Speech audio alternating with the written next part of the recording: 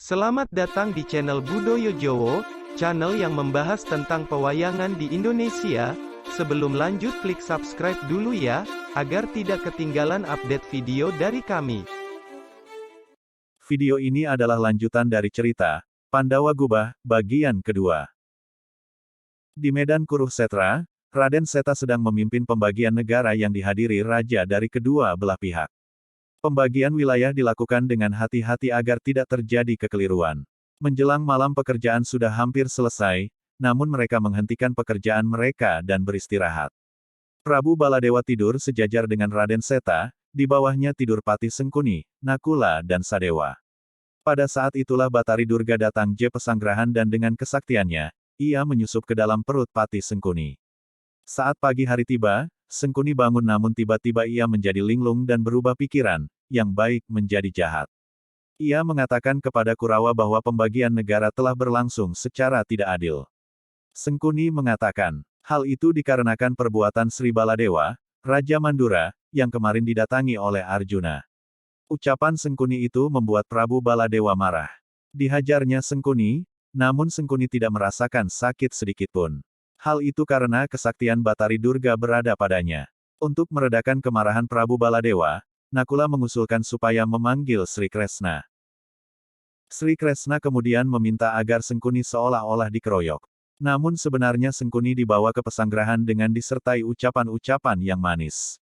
Ternyata benar, dengan cara itu, Durga tidak tahan lagi di perut Sengkuni, ia malu kepada Sri Kresna. Setelah Durga keluar dari perut Sengkuni, Sri Kresna kemudian menjelaskan keadaan yang sebenarnya kepada kakaknya, Prabu Baladewa. Sementara, Raden Werkudara dengan bantuan Sang Hyang Bayu dalam waktu singkat sudah sampai di negeri Singgela. Di sana ia bertemu dengan seorang raksasa yang membawanya menghadap Raja Bisawarna. Raja Bisawarna adalah orang yang mendapat tugas dari Sri Ramawijaya untuk menjaga Balai Kencana. Berdasarkan pesan yang ia dapat, bahwa Balai Kencana bisa diberikan kepada satria tanah Jawa yang mampu datang ke kerajaan Singgela. Oleh karenanya Bisawarna tidak berkeberatan bila Balai Kencana diminta oleh Werkudara untuk dibawa ke tanah Jawa. Namun yang menjadi masalah adalah, bagaimana cara memindahkan balai sebesar dan seberat itu. Namun Werkudara yakin, bahwa ia mampu melakukan itu. Sebelum ia mengangkat balai yang bertiang 800 itu, Werkudara mengerahkan aji pemberian Batara Bayu. Ia pun berhasil mengangkat Balai Kencana dan dengan petunjuk Batara Bayu, Raden Werkudara segera membawa Balai Kencana tersebut ke tanah Jawa. Semula ia menginjak tanah 3 kali dengan menggendong Balai Kencana, ia pun melesat jauh sekali. Saat itu Balai Kencana memancarkan sinarnya yang gemerlapan.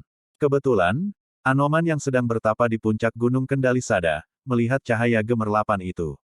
Ia tidak lupa dan yakin bahwa cahaya itu berasal dari Balai Kencana, singgasana Sri Ramawijaya, gustinya dulu.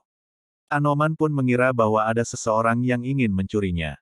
Anoman pun langsung menyerang Werkudara dan berusaha merebut Balai Kencana.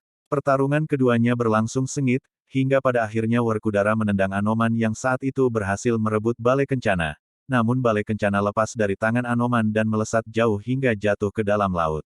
Pada saat itulah mereka menghentikan pertarungan mereka dan tahu siapa sebenarnya musuhnya. Keduanya pun kemudian menceritakan keadaan yang sebenarnya. Anoman menjadi sangat menyesal begitu mendengar penjelasan Werkudara. Ia pun kemudian menasihati Werkudara agar segera kembali ke Amarta dan melaporkan kejadian yang sebenarnya kepada Sri Kresna. Dalam perjalanannya kembali ke Amarta, Raden Werkudara dihadang oleh para Korawa yang juga sedang mencari Balai Kencana. Pertarungan pun tidak bisa dihindarkan, namun pada akhirnya Dursasana tidak berhasil mengalahkan Raden Werkudara.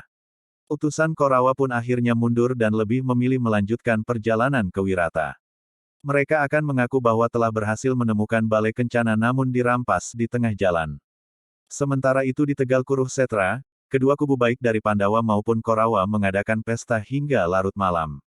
Malam itu Raden Burisrawa sebenarnya hendak pergi ke pesanggrahan Dewi Sumbadra, namun tersesat di pesanggrahan Lesanpura yang menjadi pesanggrahan Arya Setyaki. Kedatangan Burisrawa di pesanggarahan Lesanpura pun diketahui oleh Arya Setyaki. Terjadilah perkelahian antara keduanya, hingga melibatkan Adipati Karna. Ini sebenarnya sudah menjadi. Raden Seta kembali ke Wirata untuk melaporkan hasil kerjanya dalam mengukur pembagian wilayah, datanglah Raja Amarta dan Raja Astina beserta Sri Kresna yang kemudian disusul oleh Raden Werkudara. Werkudara kemudian menceritakan pengalamannya saat mencari Balai Kencana, sampai Balai Kencana tenggelam ke dalam dasar laut dan pencegatan para Korawa. Mendengar hal itu, Prabu Suyudana semakin geram dan keinginannya untuk menyelesaikan pertikaian dengan jalan peperangan semakin bulat. Baratayuda memang sudah tidak bisa dihindarkan dan dicegah.